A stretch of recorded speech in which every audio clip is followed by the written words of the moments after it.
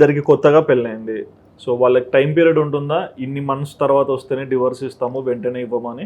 Mutual consent దాంట్లో ఒక point ఏంటంటే ఇర్రివోకబుల్లీ బ్రేక్ డౌన్. అంటే కంప్లీట్‌గా ఇంక వాళ్ళు ఏం చేసినా కలిసే అవకాశం లేదు అనుకున్నప్పుడు ఈ ప్రొసీజర్ అంతా ఏం లేకుండా ఇమ్మీడియేట్‌గా డైవోర్స్ గ్రాంట్ చేయొచ్చు. ఓకే. సో అంటే అదొక నెక్స్ట్ డే మ్యూచువల్ అయినా 1 కన్సెంట్ మంత్లో అయినా అని ఏం ఇచ్చేస్తారు. ఆ! దానికంటూ 6 మంత్స్, 4 మంత్స్ అలా టైం ఏమి ఏమి ఉండదు. ఉండదు. ఎందుకంటే వాళ్ళు ఏం చేసినా కలవరు అని పోయే సిట్యుయేషన్ కాబట్టి ఆ ఓకే. పాయింట్‌లో దట్ పవర్స్ అవి యూజ్ చేసుకుంటారు. హ్మ్. మామూలుగా అయితే 6 మంత్స్ డెఫినిట్‌గా దేనికైనా టైం ఉంటుంది. ఓకే.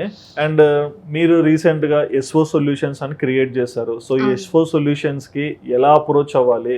ఏ టైప్ ఆఫ్ కేసెస్‌ని మీరు హ్యాండిల్ చేస్తారు? ఈ ఎస్‌ఓ సొల్యూషన్స్‌లో ఏంటంటే మెయిన్‌గా నేను మీకు చెప్పాను కదా! మ్యారేజ్ అన్న కాన్సెప్ట్ మీద సరైన అవగాహన లేక చాలామంది పిల్లలు హ్మ్.